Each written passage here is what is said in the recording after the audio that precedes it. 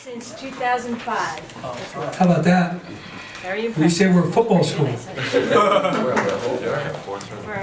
Net IT. For Net IT.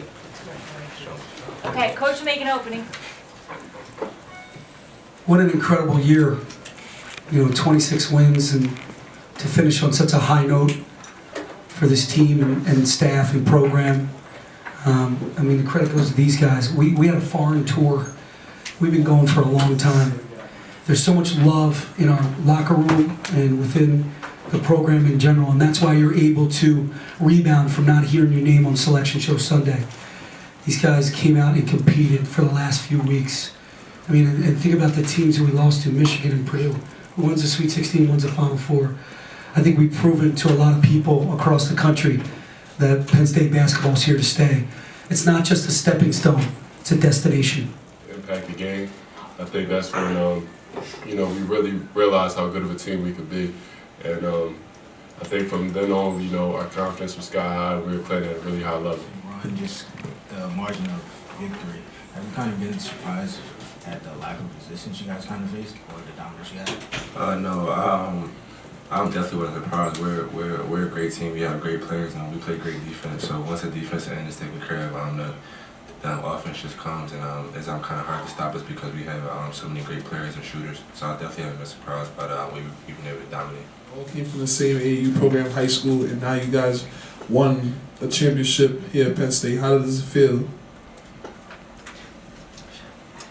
It feels great. It feels great to know that we all come from the same place, and we end up playing together in college. We did something special.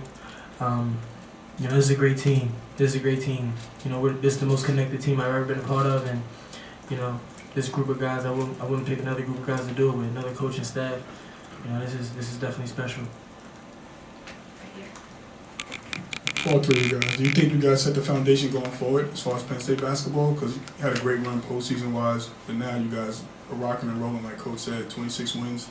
Sky's the limit from here. What do you think? I think we did. We set the standard. We preach, defend and rebound, but now we have something that we can always go to. To say we won something, we're champions, and we can still, always go back to say, we still didn't make the tournament. So you can always go back to something. If you ever need any motivation, you can always go back to this or that. So this is definitely going to be something special moving forward, this program. For one more year, how are you going to handle the process from here in? I'm talking to my coaching staff, talking to my family, and just make the best decision for me going forward.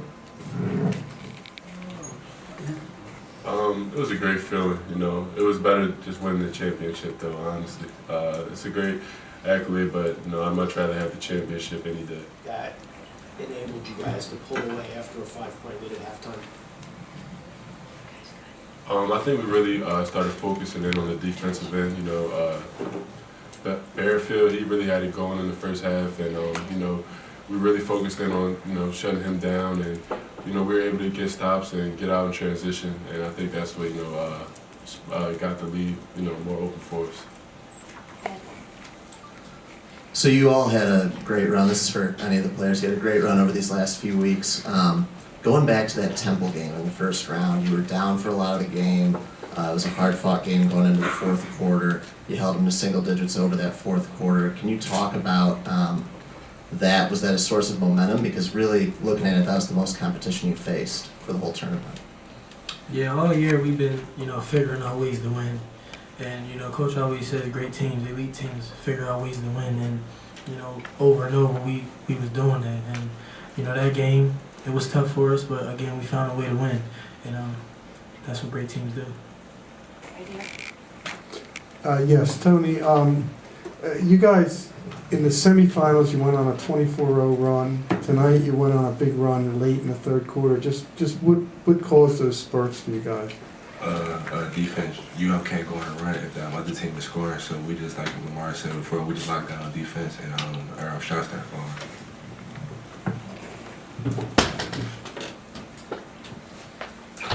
Shep, I suppose there's a process that teams have to go through mentally when they don't get in the tournament and they think there might be a chance. What happened during the fourth quarter of the Temple game, and then afterward, did you guys come to a resolution that this is where we are, so we're gonna do the best we can? That's what it looked like. Yeah, that was Coach. Coach, told us we're here. We gotta come out and compete. Compete and win the championship. First day of practice, he said New York in the huddle, and that was our goal. And anytime we were a little sluggish, he always went back to New York. We got to get to New York. We got to win the championship in New York. So you can always go back to that, and to see that we achieved the goal that we set out to get, it's great. Game, it just didn't look until the end of the Temple game. It just didn't look like they were into it, and then after that, they were gangbusters. I don't know if I agree with that. I think Temple's that good. Frank Duffy's a Hall of Fame coach, in my opinion. Temple's really long with Quentin Rose and Josh Brown. I thought they really did a great job on Tony. That was Tony's probably worst game of the entire 2 years he's been here. You would agree with that? Yeah. So I think they did a good job on Shep too. If you go back to that game, Josh Reeves was our leading scorer. He was really good from three-point land. And then we got some stops late. We turned them over late, and we're able to step up. So I don't want to put that on these kids. I'd rather say Temple played that well. And that was kind of like a Big Five game. I don't know if you're at the game. It was a rock fight. It really was. It reminded me of a Big Five game through and through, where nobody's going to give up an inch, and it was very physical, and it was going to be tough to score, and we knew that.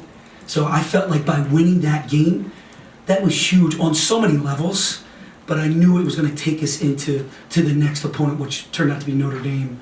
We're going to feel really confident because we knew that was going to be so difficult.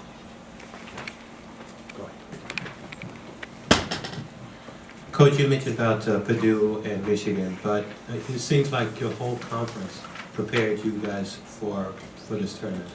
Yeah, I'd agree with that. It's a shame that the Big Ten didn't get much respect on Selection Show Sunday. But, playing on the road in the Big Ten is brutal. They're sold out everywhere. I think the Big Ten, once again, 41 or 42 years now, leads in attendance. So everywhere you go, it's packed. And we got to the point where we started feeling more comfortable on the road. And I think you see that beating Notre Dame on St. Patrick's Day, beating Marquette and the Al McGuire 3,700. And we were able to get some big-time wins. And then we just love this place. We came here a few years ago against Michigan, St. John's last year, and then played really well in the Big Ten tournament. And trust me, if I can get back here next year, I'm going to try it. Right here. Let's talk about the defense scheme that you had against Utah tonight. What was the key sort of success, do you feel? I watched as much film as I could, and they scared me. They reminded me of Northwestern, a little bit of Michigan, a little bit of Wisconsin. Usually take care of the ball, don't really foul. I mean, the one quarter they had 0, we had 5.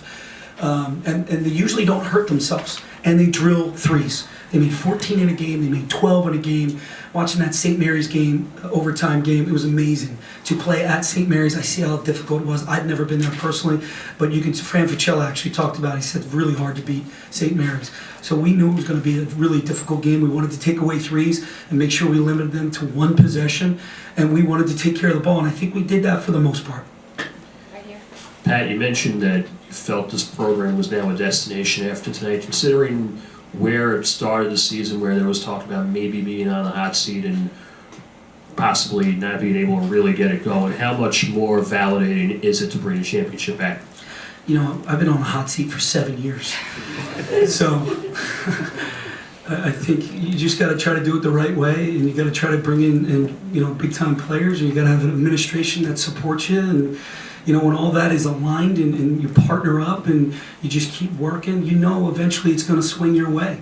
And it finally did. But if I didn't have my family who's back over there to the right, and my wife, she is amazing to support me the way she does. And I can't thank her enough, because being the wife of a coach is absolutely brutal. Because the losses never leave us, and the wins are just not gratifying enough. But this one's going to be gratifying. Right here, Coach. Coach, can you speak to the maturation of Tony since he came on campus till now? Early on, a lot of people kind of label him as a high-volume shooter, but tonight, 5 of 16, not his best game shooting-wise, but 14 assists, 9 rebounds. Can you just speak to his overall development? I just think he worked so hard in the off-season. He put on 25 pounds, and he needed to begin to trust, and he started to trust, he started to believe, and he trusted his teammates, and you can see his assists have skyrocketed.